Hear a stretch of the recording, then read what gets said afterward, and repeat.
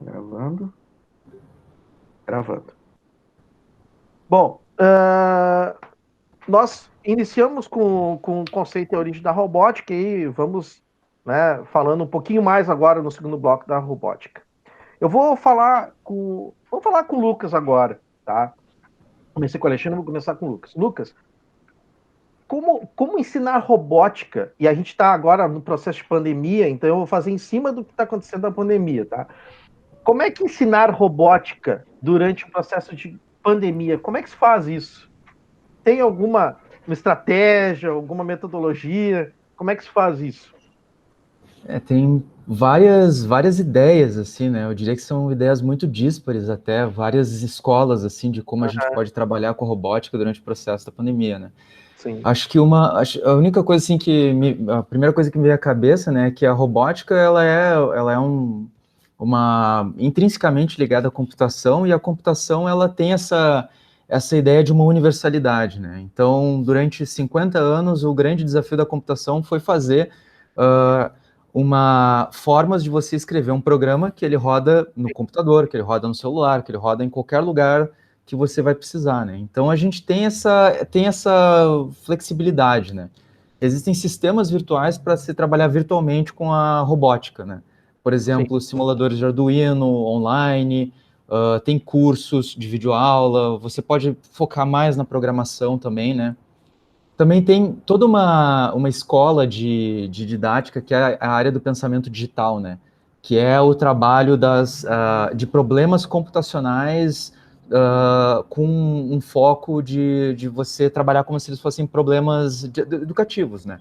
Aí tu trabalha questões como algoritmos, recursão, uh, detalhamento de problemas, descrição em uma linguagem de programação, etc, né?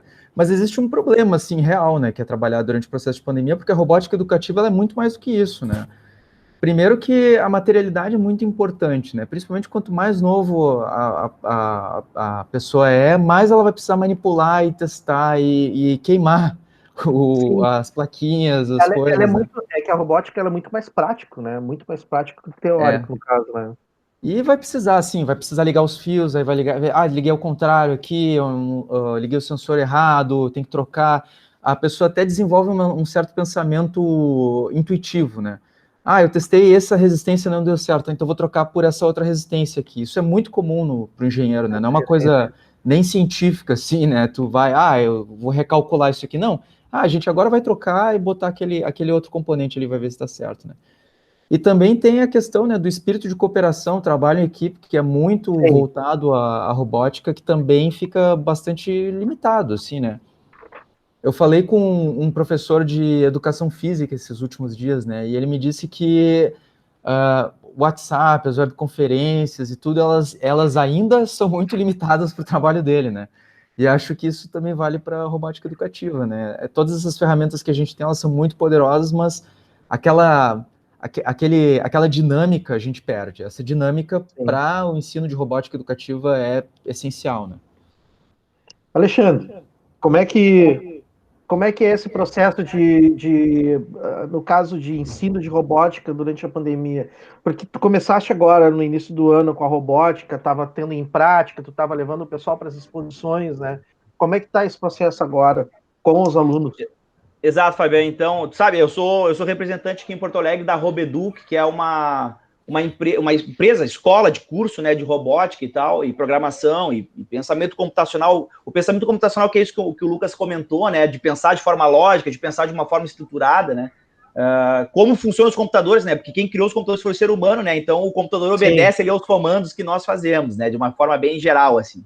Então, essa pergunta é excelente, Fabiano, porque é um mega desafio para nós, né, falando do construcionismo, né, que é um pouco da mão na massa de fazer, né, de colocar que o Lucas comentou, né, de tu ligar o LEDzinho ali, o LED tem uma polaridade. Se tu ligar ele de uma forma invertida, ele queima, ele inverte, ele não liga, né? Então tem sim, uma polaridade exata para colocar, né? Então sim, essas coisas o aluno vai se dando conta, mas tem muito a ver com colocar a mão na massa, né? E qual que é o desafio, Fabiano? Então eu represento aqui em Porto Alegre, né? Além de ser professor também do laboratório lá, Maker, da escola, eu tenho, então, esse curso de robótica que ensina alunos, pode ensinar alunos de 3 anos de idade até o infinito, né? Até 99 anos, né? 100 anos aí, né? Então, porque a metodologia, ela permite que a gente trabalhe, né? Claro que de forma muito mais lúdica, nos anos do infantil ali, né? Da educação infantil de 3 anos até os 7, 8, 10 anos ali. Aí depois, já no ensino fundamental, já tem uma metodologia um pouco mais mão na massa, aí sim, né? Mais prática e tal, né? E esse desafio é gigantesco, Fabiano, porque a empresa que eu represento aqui em Porto Alegre, que é a Robeduc, ela foi a primeira empresa do Brasil a desenvolver a robótica EAD. Isso é muito interessante. Interessante isso aí. Isso já faz 5 anos. Cara. Isso já faz 5 anos que eles estão... E, bom, se a gente falasse isso há 5 anos atrás, os caras, não, isso é utopia, né? Desenvolver robótica, né? EAD, porque exatamente tem essa mediação do professor, que é fundamental, né? O papel do professor como mediador ali, né? Ajudando, mediando, né? O aluno nesses experimentos que o Lucas falava. Mas eu até tenho aqui, até deixei aqui pela mão aqui, ó. Esse cara aqui, ó, Robô Edu, ele tem para vender, né? Robô Edu Inbox. É uma caixinha que vem com plaquinha de Arduino ali, né? Que é essa que eu mostrei antes, ó. Vem com LEDzinho. Não sei se vai dar para ver muito bem, mas... Sim. Ele vem dentro de uma caixinha e tem as aulas no YouTube, né? Tu acompanha, né? Tu compra o kitzinho, tu acompanha as aulas pelo YouTube e tu faz em casa. Então, tu tem o kit em casa, né? O kitzinho é teu, fica em casa esse kitzinho aqui. E aí tu vai acompanhando pelas aulas ali, né, a aula à distância, e vai fazendo os teus testes, teus experimentos. E esse kit, ele é somente para as escolas ou não? Não, qualquer pessoa do Brasil pode comprar. Do Brasil e fora do Brasil, né? Já tem representação em Portugal, por exemplo. A gente quer levar para os Estados Unidos também, meu irmão tá morando lá fora, a gente quer ver se leva para fora do Brasil, lá nos Estados Unidos, né? Mas qualquer pessoa vai no site lá da Robô Educ e compra o kit, né? Então, isso é possível fazer, né? Claro que a gente sabe, né, Fabiana, que a metodologia de estar junto na sala de aula com o aluno, desenvolvendo isso, ela potencializa muito mais, né? Que a gente pode fazer a crítica que a gente quiser no ensino à distância, porque no Brasil se popularizou muito o ensino à distância, e a gente sabe que nem todos seguem, né, um ensino de qualidade. Eu sou totalmente favorável ao ensino à distância. Eu acho que democratizou, né, principalmente no ensino superior, o acesso a graduação, né? Eu fiz uma live recentemente com a Tamara, que ela Tu conhece a Tamara, né? A Tamara, sim. Né? Ela especialista em educação, é consultora. Nós fizemos uma live, conversamos, discutimos bastante sobre a questão do ensino à distância, né? E a gente refletia muito sobre... Eu defendo muito o ensino à distância de qualidade, né? Nós temos aqui na URGS uma excelente professora, que é a professora Patrícia Bear, que é referência do Brasil, tem livros, diversos livros e tal, pesquisa em cima disso, né? Tem plataforma, como existe o Moodle, tem uma plataforma que se chama o Roda, que é desenvolvido na URGS, que tem uma ferramenta muito interessante de potencial. Você sabe, Alexandre e Lucas, a professora Tamara Bittencourt, ela deu uma entrevista, ela participou de um episódio... Ela participou, né, de um outro podcast, né? Professores na pandemia, que foi o episódio 3, e ela falou uma coisa bem interessante, que o ensino de AD já vem desde a época dos anos 70, já existia. E ela falou também que existe muita produção científica. Aquele pelo correio, Fabiano, aquele pelo correio que comprava lá existia, como é que é o curso pelo correio que o cara falava. Era curso universal brasileiro. Depois veio o telecurso, aquele que tinha de manhã cedo, telecurso na TV, né? E eles tinham, telecurso. E era serviços técnicos, né? Então era assim, ó, técnico de hidráulica e eletrônico, então existiam vários cursos, assim, na época, o Instituto Universal Brasileiro. Eles vinham, como eu leio quadrinhos desde pequeno, né? Eles vinham nos quadrinhos, nos gibis, e tava lá, Instituto Universal Brasileiro, aí tinha várias especialidades em técnica eletrônica e hidráulica, e ela falou que vem desde os anos 70 isso. E que hoje, muitas escolas, elas não se apegaram à produção científica, simplesmente pegaram, fizeram o ensino à distância, e aí é aquela coisa assim, ó, é a sala de aula, tu tá levando, por exemplo, o quadro, como se fosse levar o quadro negro para dentro do ensino à distância, e ela disse que não é isso, o sistema de aprendizagem não é isso aí, né, cara? Com certeza não. É bem diferente. Quem já teve a oportunidade, Fábio, de fazer um curso à distância, né? Quem já planejou... Agora os professores estão experimentando isso, né, cara? Claro que é o ensino híbrido, né? Eu não vou dizer que é o ensino à distância porque no ensino à distância nos permite ter a educação síncrona, né? Ou assíncrona, né? Então não precisa estar online junto. Então, na verdade, o que a gente está tendo é um ensino híbrido, né? Mas que agora que a gente está também... Porque existe um planejamento anterior muito maior, né? Existe uma necessidade de uma metodologia diferente também para o ensino à distância, né? Então, Cara, quem pensa que é barbado o ensino à distância é porque não estudou em alguma instituição de qualidade. Porque quem já teve a oportunidade de fazer, que nem lá na URGS tem, cara, eu fiz a disciplina com a professora Patrícia Beara, o ensino à distância é super puxado, ele exige muito mais o aluno ativo. A postura do aluno à distância é muito mais ativa. Porque ele precisa estudar antecipadamente, ele precisa pesquisar de forma autônoma, né? Então, é a responsabilidade em cima do aluno, né, agora. Exatamente, desenvolve muito mais autonomia. A postura do aluno é outra, não é passiva. Ele é muito mais ativo, é o contrário do que a gente pensa, né? Até queria saber de vocês, que o Lucas comentasse um pouquinho das metodologias ativas na robótica. Como é que é feito, hein, Lucas? A questão, tu comentasse um pouquinho sobre as metodologias ativas na robótica. Como é que é isso? Como o Alexandre falou, né, os primeiros trabalhos da robótica educativa vieram do Papert, que pregava o construcionismo, né, que é essa ideia de você aprender construindo, né. Até tem um exemplo do livro dele que ele fala que a ideia é meio como uma escola de samba, assim, né. Eles estão fazendo desfile, mas aí as pessoas vão transitando entre os lugares, e aí eu trabalho um pouquinho nisso aqui para ajudar no desfile, daí eu treino um pouquinho com aquela pessoa. E vai tendo essa transição, né? Então, as metodologias ativas, elas criaram a robótica educativa, né? Toda a proposta da robótica educativa, essas metodologias ativas. Só que existe um certo, assim, um problema meio que existencial, né, na educação, que é o que a gente vai ensinar, o que a gente educa, né? Existe a escola que eu estudei, por exemplo, ela tinha praticamente dia a dia o conteúdo que tinha que ser passado, né? Então a gente tinha que vencer o conteúdo, né? Então hoje, tal dia a gente tem que estudar essa lição de história, ver aquela equação, ver esse tipo de formação, e aí semana a semana fazendo isso, né? E a metodologia ativa, ela é uma metodologia mais livre, né? Ela é uma metodologia da ação. Por quê, né? Porque tu tem o conteúdo, ou seja, os conceitos, o fazer, mas tu tem as habilidades ao redor desses conceitos, né? Que o conteúdo mais habilidade é uma competência que você consegue demonstrar, né? Sim. A gente tá vivendo a pandemia agora, né? A pandemia, muitas pessoas não conseguem entender a questão da pandemia porque elas não entendem o crescimento exponencial. Mas elas, obviamente, saberiam resolver uma equação exponencial, né? F de x igual a tanto. Sim.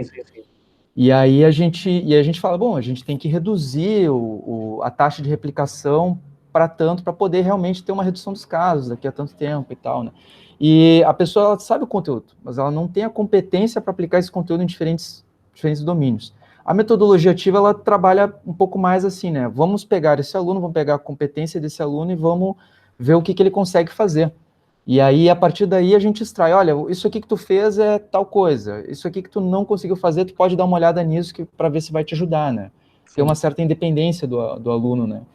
E as metodologias ativas na robótica são isso. Bom, vamos propor aqui, a gente propõe, geralmente, né? A gente propõe um problema, são várias metodologias, né? Mas a gente propõe um problema, a gente subdivide esse problema no que precisa ser feito, a gente atribui tarefas e os alunos vão transitando entre esses grupos, entre essas resoluções de tarefas para ver se eles conseguem fazer.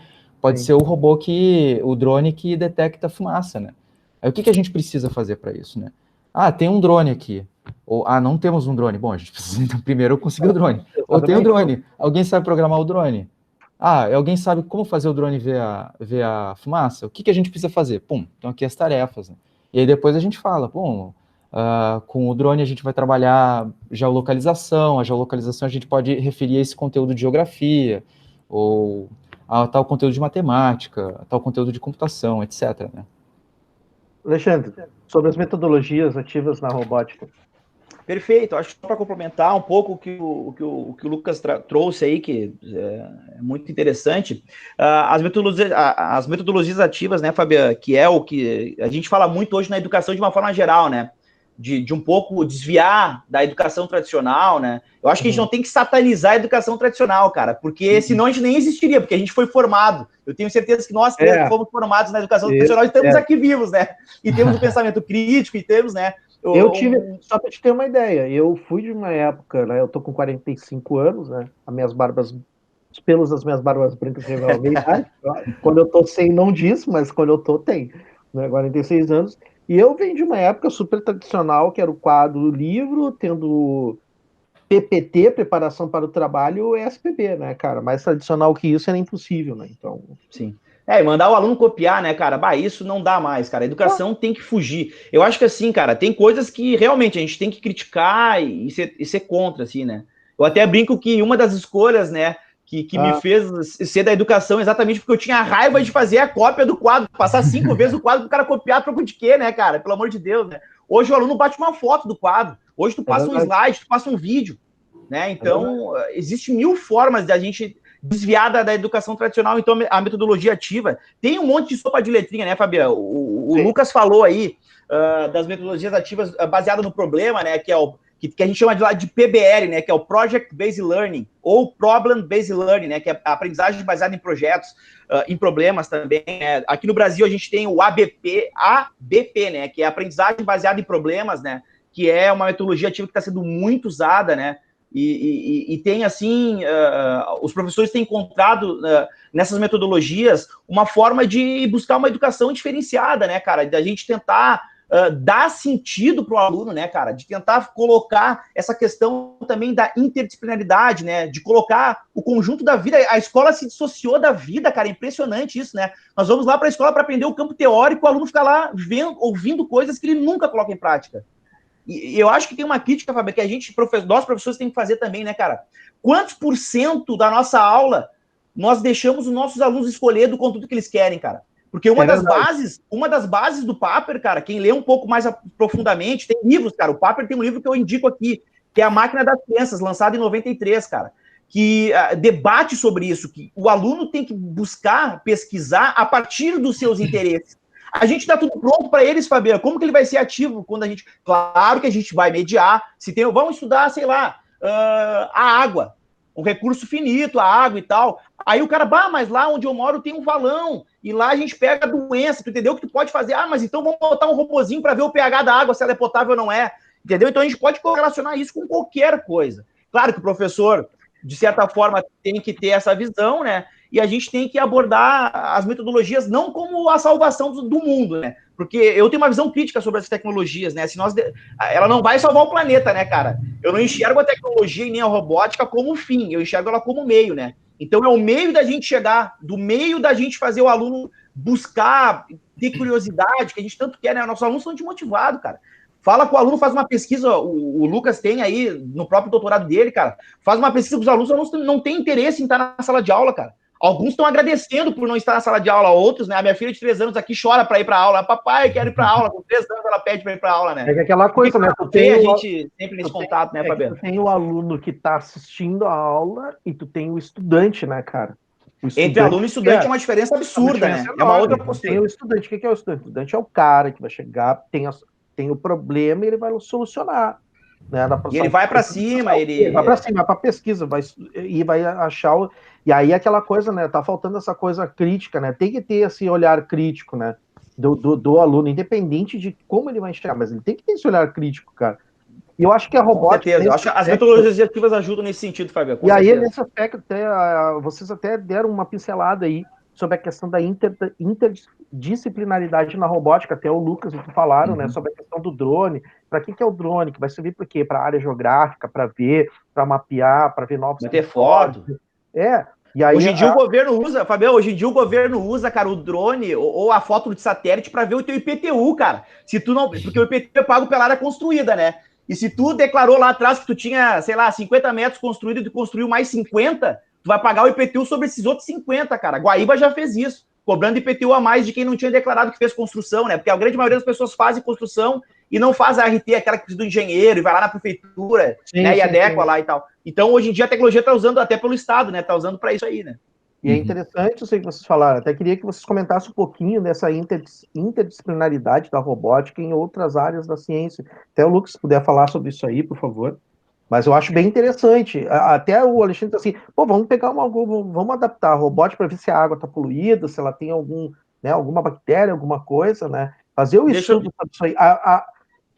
Utilizar a robótica para nosso cotidiano, para o nosso dia a dia, nossa rotina. O que tu acha, Lucas?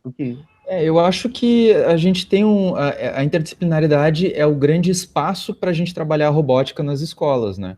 Sim. E, primeiro, ela tem muito potencial, como o Alexandre falou, né? Porque a gente não, a gente vai chegar com tudo pronto para o aluno, né? Digamos assim, você tem que, vamos lá, pessoal, se interessem por estudar e me trazer uma pesquisa aqui sobre a 1888 no Brasil, sei lá, né? E a interdisciplinaridade é um espaço, né? Porque ela abre um espaço para a gente poder trabalhar as diferentes disciplinas em conjunto, né? E nesse aspecto, um professor, a robótica pode entrar como, bom, eu estou trazendo essas ferramentas para os professores trabalharem. Posso fazer um robô que trabalha com música, e daí os alunos estão trabalhando com a música, estão vendo, mas aí eu já pego e puxo, olha, esse robô usa esse tipo de conta dentro dele, esse cálculo aqui, para fazer a batida da música e para fazer o dedilhado no violão, ou alguma coisa nesse sentido. Sim, né? sim, sim. A gente pode falar do pH da água, mas aí de repente alguém quer falar, alguém precisa, vamos dizer assim, tu tá falando do pH da água, mas aí o teu robô que mede o pH vai ter um site. E aí vai ter um espaço para o professor de letras entrar, né? Bom, a gente vai falar agora sobre letramento na internet, sobre como se cria uma página, vamos ver o tipo de texto que está nas páginas da web, que tipo de texto vocês vão escrever, né? Então, assim, se a gente não pensar em interdisciplinaridade, a robótica vai virar uma disciplina e aí ela cai um problema, né? Com certeza. Como era não tenha antigamente, dúvida. né? Eu me lembro, Como tu te era lembra, antigamente, né? vocês vão lembrar disso. Antigamente, o grande negócio na escola era ter um laboratório de informática, né? Era o top Isso do aí. top, né? Verdade, Pô, verdade. cara, e hoje em dia o smartphone tá na mão, na palma da mão, cara. Tu não precisa nem ter um hardware grande com uma tela, é o Black Mirror, né, cara? A tela preta na palma da mão. Então, só para complementar a qualificada fala do Lucas aí, né, cara? A interdisciplinaridade, Fabiana, na minha visão, cara, é o que tá faltando muito, assim, hoje para as escolas e para nós, professores. Aí é uma crítica para nós mesmos, né? Nós como educadores mesmo. Porque a gente conversa, acho que pouco ainda, cara. Eu acho que a interdisciplinaridade, ela deve estar na veia de todos os professores, na coordenação pedagógica da escola, né, e entender que a robótica, como o Lucas falou, a robótica é um excelente mecanismo de tu conectar as áreas, porque daí, como a gente falou, né, vamos estudar pH d'água, então pega a professora de geografia, pega a professora de português lá, porque a linguagem não é só português, né, cara, a linguagem pode ser programar um robô e aprender uma linguagem, ou tu aprender o português, inglês, o espanhol, sei lá, né, então a gente precisa, mais do que nunca, a escola se conectar, e aí ser interdisciplinar, né? Cidadania, cara. Cidadania a gente pode trabalhar de uma forma... Vamos discutir ética e cidadania. Um robô poderia, por exemplo, ocupar um espaço humano? Bom, depende. Um robô poderia ser juiz, por exemplo, um juiz de direito? Eu acho que seria difícil, né? Porque tem nuances que só o ser humano consegue fazer, né? Então, a inteligência artificial pode substituir todas as coisas? Não. Né, o algoritmo tem limites, né? Então, é um debate até meio, assim, né, futurístico, assim, né? Até onde que o robô vai, quais são os limites e tal, né? O Isaac, né, o Isaac Asimov, eu acho que já pensava isso já um bocado de tempo atrás, né, cara? É um cara muito interessante que falava do futuro, assim, nesse sentido. Até tem o autor do Homo Deus, e também antes desse livro ele escreveu o Homo Sapiens, até tem o Homo Deus aqui, eu já li esse livro. Ele fala sobre isso aí, que o algoritmo é que tá, como dizendo assim, meio que, não digo coordenando, mas ele tá na rotina das pessoas. Fabiano, a pesquisa hoje A pesquisa hoje, tu vai fazer uma pesquisa hoje, fica gravado tua pesquisa e pode ver que tu entra nas redes sociais e vem aquele produto, eu pesquisei um tênis. Entra em qualquer rede social, tu vai ver que vai vir um tênis para ti, porque fica registrado no teu computador, no teu celular, né? E aquilo o algoritmo já te oferece. Esse autor do Homo Deus, né, que fala sobre essa questão dos algoritmos, que é o Harari. O Harari. O Harari, ele diz o seguinte, cara, que, na verdade, ele fala que alguns hospitais, né, já estão usando algoritmo em que chega lá o paciente, se tira todo o histórico dele, de o que ele teve durante a sua vida para ter o que pode ter uma doença no futuro. Ou o que ele pode ter dentro não sei como é que é a questão da anatomia deles, né, mas ele já enxerga qual é a doença que ele vai ter. Então, o algoritmo, né, como tu falou, tem um limite, mas ele já tá meio... Claro, eu acho que pode ajudar muito, cara. Eu acho que pode ajudar muito, e complementando só, então, essa questão de ser interdisciplinar, Fabiano. Dentro da robótica, especificamente, nós temos A sopinha de letrinha de novo, né, cara? Lembra da sopinha de letrinha que a gente comia lá a palavrinha que a mãe incentivava? Lembro. Tem uma sopinha de letrinha que uma outra que é o STEM, né? Que é S-T-E-A-M, tá? Que é uma sigla em inglês que significa ciência, matemática, tecnologia, engenharia, artes, né? E se usa muito essa metodologia do STEM, assim, até hoje em dia já tem o H também, que das humanidades, que eu defendo muito, né? Que a área das humanas ficou meio que de fora disso, né? Mas usa, então, conhecimentos matemáticos, conhecimentos de tecnologia para resolver um problema, né? Seja qual for. Seja lá o problema ambiental, da natureza, da camada de ozônio, ou seja, entendeu? Independente do problema, tu consiga usar esse conjunto de ferramentas, esse conjunto de conhecimentos para resolver um problema. Cara, a nossa sociedade está cheia de problemas. E tem uma aspa aqui, né? A gente está formando alunos, Fabiano, para profissões que nem existem ainda. Os próximos 20 anos, a gente diz que em torno de... Eu vi algumas pesquisas dizendo que em torno de 60% das profissões do futuro a gente nem sabe quais são, nem sabe quais serão, né? Então a gente está formando os alunos com um conjunto de habilidades e competências para resolver problemas que a gente nem sabe que existirão ainda, né? Para profissões que a gente nem sabe que existirão. Então, o campo é muito aberto. Eu vou encerrar aqui o bloco, o papo está muito bom. Eu vou encerrar o bloco agora, aqui o segundo bloco, com a música do Gilberto Gil, Vamos Fugir. Ainda nós temos mais 2 blocos para nós conversarmos. E olha, tá bom o assunto, o assunto tá bacana. Então aí eu vou fechar o segundo bloco com a música Vamos Fugir, do Gilberto Gil, e daqui a pouco a gente volta. Pronto, gurizada.